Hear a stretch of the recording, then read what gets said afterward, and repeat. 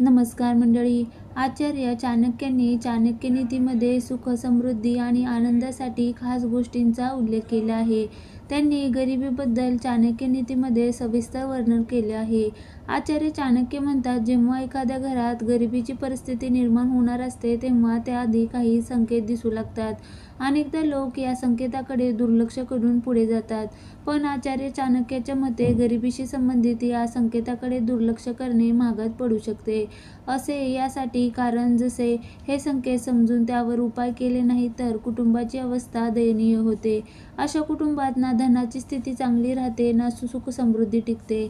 अशा वेळी चला जाणून घेऊया, गरिबी येण्याआधी घरात कोणते संकेत दिसू लागतात आणि त्यावर काय उपाय करायला हवेत. घरात सतत क्लेश होणे. चाणक्य नीतीनुसार ज्या घरात रोज ओरडण्याचा, भांडण्याचा आवाज येतो आणि छोट्या छोट्या गोष्टींवर वाद होतात त्या घरातून माता लक्ष्मी नाराज होऊन निघून जाते. जर कुटुंबातील सदस्यांमध्ये विनाकारण भांडण, क्लेश सुरू झाले तर याचा अर्थ मानसिक स्थिती सोबत आर्थिक स्थिती बिघडणार आहे असा होतो. मोठ्यांचा अपमान. चाणक्यांच्या मते ज्या घरात मोठ्या बुजुर्गाच्या डोळ्यात अश्रू असतात किंवा जेथे त्यांचा अनादर केला जातो तेथे कधीही सकारात्मक ऊर्जा राहू शकत नाही. चाणक्य नीती सांगते, मोठ्यांचा अनुभव आणि त्यांचा आशीर्वाद हे कुटुंबासाठी सुरक्षा कवचासारखे असते. जेव्हा कुटुंबातील सदस्य मोठ्यांचे मार्गदर्शन नाकारू लागतात तेव्हा समजून घ्यावे की त्या कुटुंबाच्या अधोगतीची सुरुवात झाली आहे. अंधाधुंद फाजील खर्च.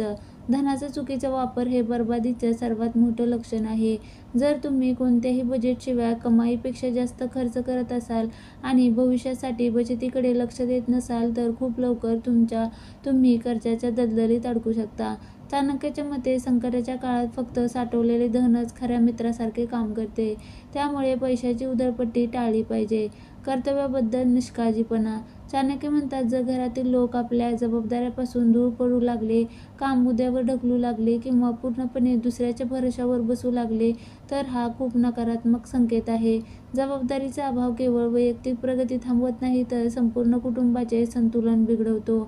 नकारात्मक विचारांचा प्रभाव. चाणक्य नीतीनुसार जर घरातील सदस्यांच्या मनात दुसऱ्याच्या यशाबद्दल हेवा निर्माण होऊ लागला किंवा ते सतत नकारात्मक विचार करू लागले तर घरचे वातावरण दूषित होते. चाणक्य म्हणतात की मस्कर किंवा कटुता ही वाळवीसारखी असते जी घरातील शांती आणि आनंद हळूहळू आतून पोखरून टाकते.